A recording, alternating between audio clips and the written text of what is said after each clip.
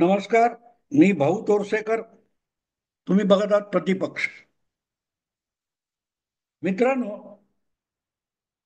कधी कधी माणसं इतकी भरकटत जातात की कुठे थांबावं हे त्यांना कळत नाही आणि कुठे काय बोलू नये हे पण कळत नाही. उद्धव ठाकरेंची अशी अवस्था झाली आहे हे मी वारंवार सांगत असतो. काल परवा देवेंद्र फडणवीसांनी सरळ सरळ सांगितलं की विकास किंवा मुंबईचं कल्याण याविषयी उद्धव ठाकरे कधी कुठे बोलले असतील तर शोधून काढा, मी 100 रुपये बक्षीस देतो. इतकं ते बोलले. याचं कारण गेल्या 3 वर्षामध्ये भाजप, शिंदे, देवेंद्र फडणवीस, शहा, मोदी यांना शिवराळपणा करण्यापलीकडे उद्धव ठाकरे दुसरं काहीही बोलत नाहीत. आपल्या पक्षाविषयी आपण काय चांगलं करणार आहोत, आपण काय काय चांगलं केलं याविषयी बोलून लोकमत आपल्याकडे ओढावं याचं भान देखील उद्धव ठाकरेंना उरलेलं नाही. आणि त्यामुळे होतं अनेकदा असं की ते कुठल्याही विषयावर प्रतिक्रिया देताना नको तितक्या चुका करून बसतात आणि त्यांनाच तोंडगशी पडायची वेळ येते. आता काल परवाची गोष्ट आहे. मला वाटते 17 तारीखला शिवाजी पार्क मैदानाच्या गेट पाशी असलेला त्यांच्या मातोश्री म्हणजे उद्धव ठाकरेंच्या मातोश्री, ज्यांना शिवसैनिक मासाहेब म्हणतात, मीनाताई ठाकरे यांचं जे स्मारक आहे, पुतळा आहे, त्याची कोणीतरी विडंबना केली. अत्यंत निषेधार्ह घटना आहे. सगळ्यांनी त्याचा निषेध केला. पण ज्यावेळेला अशी घटना घडते आणि इतर कुठल्याही कसल्याही प्रतिक्रिया देऊन, अरे तुमची साक्षात जन्मदाती आई आहे, तिच्याविषयी बोलताना आपल्या भावनांचं प्रदर्शन करायचं असतं. त्यातही राजकारण ओढण्याची गरज नव्हती. आई तुमची असो किंवा कोणाची, म्हणजे त्याविषयी प्रतिक्रिया देताना सुद्धा बिहारमध्ये कोणीतरी पंतप्रधान नरेंद्र मोदींच्या आईला शिव्या घातल्या होत्या. तो संदर्भ त्यांनी मासाहेबांच्या त्या विटंबनेच्या प्रतिक्रियेवर देताना की भाजपच्या प्रयत्न होता मोदींच्या आईबद्दल बिहार बंद करायचा, तो प्रयत्न अपयशी झाला. काय गरज होती सांगा ना मित्र, काय गरज होती? आणि मग परत ज्यांना आपल्या आईबापांचं नाव घ्यायची लाज वाटते अशा लावारिस आणि बेवारिस लोकांकडूनच असं कृत्य होऊ शकतं वगैरे. म्हणजे अर्थातच आपल्या आईबापांचं नाव घ्यायला लाजतो कोण, हा संदर्भ आला कुठून? कोण लाजतो? उद्धव ठाकरेंनी नाव घ्यायला पाहिजे होतं. पण आजपर्यंत गेल्या 3 वर्षामध्ये जी काही बकवास उद्धव ठाकरेंनी केली आहे त्याचा निचोड काढायचा म्हटला, निष्कर्ष काढायचा म्हटला, तर एक गोष्ट साफ होते की त्यांना असं म्हणायचं होतं की शिंदे गटाच्या कोणीतरी हा वाह्यातपणा केलाय. माझा बाप चोरला, माझा बाप चोरला, माझा बाप चोरला म्हणून एकनाथ शिंदेच्या नावाने गेली 3 वर्ष जो शिमगा उद्धव ठाकरे करतायत, त्यामुळे आपल्या आईबापांचं नाव लावायची ज्यांना लाज वाटते असं म्हणतात, तेव्हा त्यांचा रोख सरळ सरळ उपमुख्यमंत्री एकनाथ शिंदेकडे असतो. माझ्या बापाचा फोटो कशाला लावता? तुमच्या बापाचा फोटो लावा आणि मतं मागा. आपल्या बापाचं नाव घ्यायची लाज वाटते का? असं आजपर्यंत 1000 वेळ तरी उद्धव ठाकरे एकनाथ शिंदेच्या बाबतीत बोलले असतील. आणि म्हणून मीनाताई ठाकरे यांच्या स्मारकाची जी विटंबना झाली त्याविषयी तपशील येईपर्यंत तरी थांबायला पाहिजे होतं. पोलीस तपास चालू होता आणि अवघ्या 10 तासात पोलिसांनी त्यामध्ये कोणतो पावसकर नावाचा एक आरोपी आहे त्याला पकडलं आणि मग सगळं पितळ उघडं पडलं. सगळं पितळ उघडं पडलं. कारण हा जो कोणी पावसकर आहे त्याचं आणि त्याच्या भावाचं घरगुती भांडण आहे. आणि त्या भांडणामध्ये आदित्य ठाकरे आणि उद्धव ठाकरे विनाकारण हस्तक्षेप करतात, ढवळाढवळ करतात. म्हणून चिडलेल्या त्या माणसाने आपला मनात साचलेला राग हा मीनाताईंच्या त्या स्मारकावर काढला, पुतळ्यावर काढला, त्याच्यावर काहीतरी रंग वगैरे फेकला. प्रश्न असा आहे की हा जो कोणी आरोपी आहे आणि त्याचा भाऊ, हे सगळं उबाठा शिवसेनेशी संबंधित आहे. केवळ तुमच्या पक्षाचा कार्यकर्ता आहे आणि तुमचा जवळचा आहे म्हणून त्यांच्या घरगुती मालमत्तेच्या भांडणामध्ये आदित्य ठाकरे किंवा उद्धव ठाकरे यांनी उचापत करायची गरज काय, सांगा मला. आणि मग त्यातून उद्भवलेला जो राग आहे त्याचा परिणाम आहे. पण त्याला राजकीय वळण देऊन तिथेही आपली पोळी भाजून घेण्याचा प्रयत्न उद्धव ठाकरे करतात. त्यातून कोण तोंडघशी पडतो, काय गरज होती.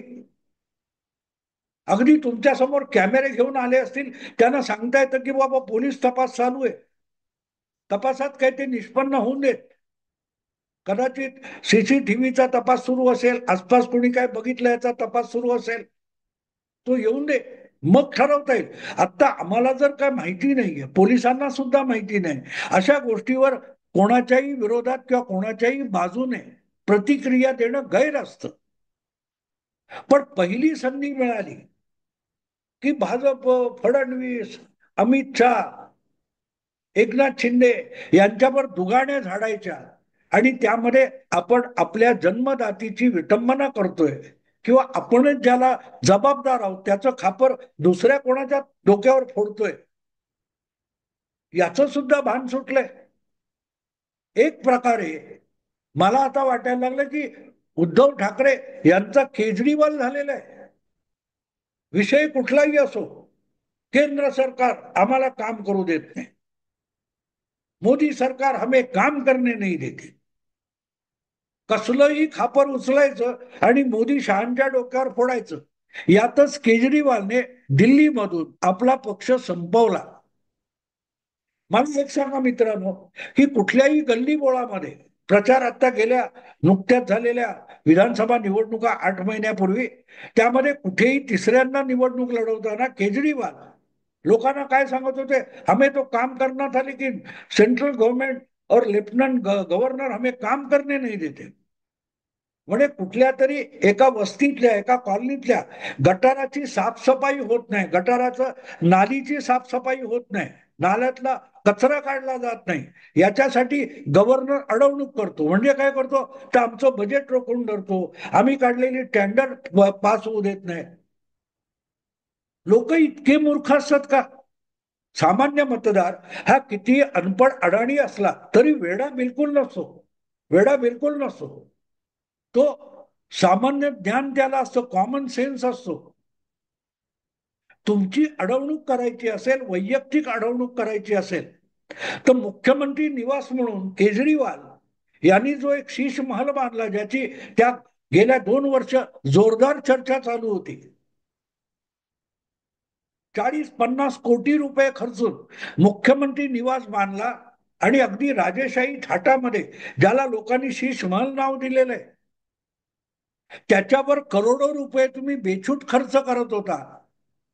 ती करोडो रुपयाची रक्कम एका शीश महालवर का खर्च करायची, असा मोदी विचारत नाही, शहा विचारत नाही आणि तो लेफ्टनंट गव्हर्नर विचारत नाही, तिथे अडवणूक करत नाही.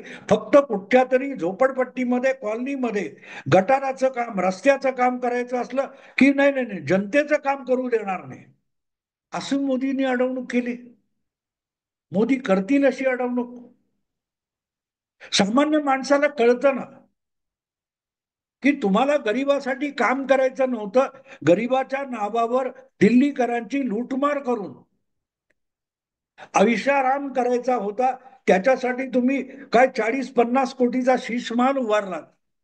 पण आमच्या गल्लीबोळामध्ये पावसाळ्यात पाणी भरतं, अशा ठिकाणी गटारं साफ केली नाहीत, नाले बांधले नाहीत, रस्ते बांधले नाहीत, रस्त्यावर खड्डे पडले ते खड्डे भरले नाहीत, कचऱ्याचे ढीग उचलले नाहीत. मोदी सरकार काम करणे नाही देते.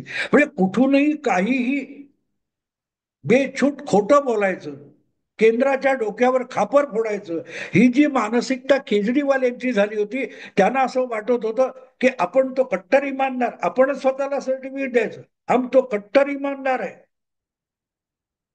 मोदी जी, आप हमें इस जन्म में तो नहीं हरा सकते वगैरे बोलत होता ना केजरीवाल. समोर बसलेली जनता तुम्हाला थोबाडीत येऊन मारू शकत नसेल, पण ज्या वेळेला मत द्यायची वेळ येते तेव्हा ती अशी कानफडीत मारते की परत उठून राहणं अवघड होतं. हा अनुभव केजरीवालने घेतलाय आणि दिल्लीतून काळं तोंड करून पंजाबला पळून जायची वेळ आली आहे. त्यामुळे विषय कुठलाही असो, काही असो, खापर फोडायचं मोदी, शहा, भाजप, हे जी काय मानसिकता केजरीवालची झाली होती, काही प्रमाणात मला असं वाटतं, जवळजवळ काही प्रमाणात कशाला, सर्व पातळीवर उद्धव ठाकरे आणि त्यांच्या सवंगड्यांची मानसिकता ही तशी झालेली आहे. विषय कुठचाही असो,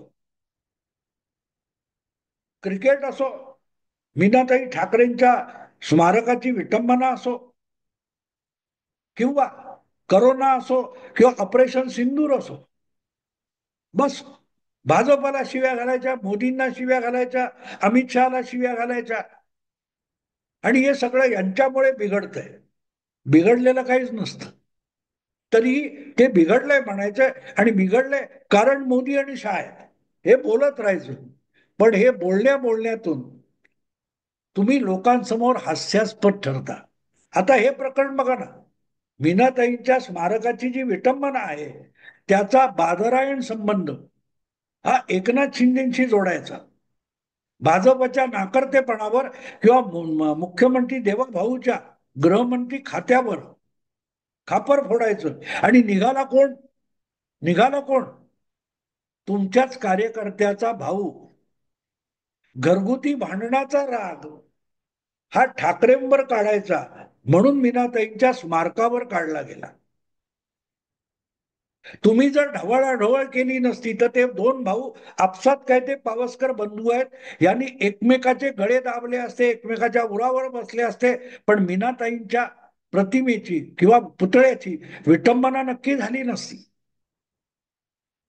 पण दुसऱ्यांच्या प्रॉपर्टी मॅटरमध्ये, दुसऱ्यांच्या खासगी भांडणामध्ये हस्तक्षेप करायचा, ढवळाढवळ करायची, हा जो काय प्रकार उद्धव ठाकरे यांनी शिवसेनेचा पक्ष प्रमुख म्हणून चालवलेला आहे, त्याचा दुष्परिणाम त्या स्मारकाच्या विटंबनेमध्ये झाला. आणि त्याचा बादरायण संबंध हा जो शिंदे किंवा भाजपशी जोडलाय, तिथे तुम्हालाच आपले शब्द, थुंकलेले शब्द गिळण्याची वेळ आली. कारण ज्यांनी काय केलंय तो तर तुमच्याच पक्षाच्या एका कार्यकर्त्याशी किंवा पदाधिकाऱ्याशी संबंधित निघालाय. आता काय करणार? आता काय म्हणणार तुम्ही की उबाटा शिवसेनेचे लोक असे आहेत की जे आपल्या आई बापाचं नाव घ्यायची त्यांना लाज वाटते? जो कोणी पावसकर तुमच्या पक्षाचा कार्यकर्ता आहे, त्याला त्याच्या आईबापांचं नाव घ्यायची लाज वाटते? तुम्ही अशी तुमच्या उबाठाच्या कार्यकर्त्यांना सक्ती केली की आपल्या आईबापांचं नाव घ्यायची लाज वाटली पाहिजे, तरच उबाटा शिवसेनेत तुम्हाला स्थान मिळेल, आणि म्हणून मग त्याने विटंबना केली असं म्हणायचंय? कशाला तोंड कशी पडायची वेळ आणतात? थोडा संयम राखावा. अरे आपली जन्मदाती आई आहे, तिच्या विटंबनेचं तरी राजकारणासाठी भांडवल करू नये, एवढी सद्बुद्धी या बाळासाहेब ठाकरेंच्या वारसाला आणि सुपुत्राला आणि नातवाला कधी लाभणार आहे, हा खरोखरच आजच्या काळातला यक्ष प्रश्न आहे. मित्रांनो, आता इथेच थांबतो. आवडलं लाईक करा, शेअर करा, आणि प्रतिपक्षाला सबस्क्राईब करा. नमस्कार.